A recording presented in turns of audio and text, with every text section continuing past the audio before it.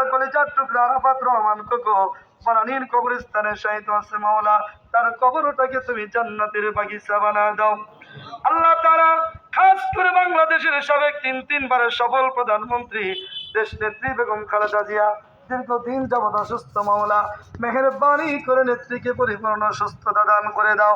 আল্লাহ খাস করে বাংলাদেশের 18 কোটি মানুষের হৃদয় স্পন্দন আগামী রাষ্ট্রনায়ক জনাব তারেক রহমান অসুস্থ অবস্থায় তিনি চিকিৎসাধীন লন্ডন অবস্থানরত আছেন। আল্লাহ তাআলা খাস করে অল্প দিনের মধ্যে পরিপূর্ণ সুস্থ হয়ে ফিরের দেশে বাংলাদেশে ফিরে এসে এই জাতির খেদমত করার জন্য তৌফিক দান করে দাও।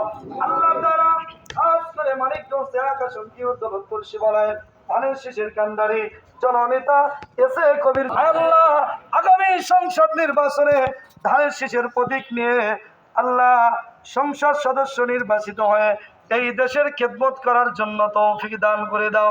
আল্লাহ জিন্না ভাইকে নেক হায়াত দারাজ করে দাও, পরিপূর্ণ সুস্থতা দান করে দাও, সকল প্রকার ষড়যন্ত্রের হাত থেকে তুমি মুক্তি দান করে দাও মাওলা। সুবহান রাব্বিকা রাব্বিল ইজ্জাতি আম্মা ইয়াসিফুন ওয়া সালামুন আলাল মুরসালিন ওয়ালহামদুলিল্লাহি রাব্বিল আলামিন।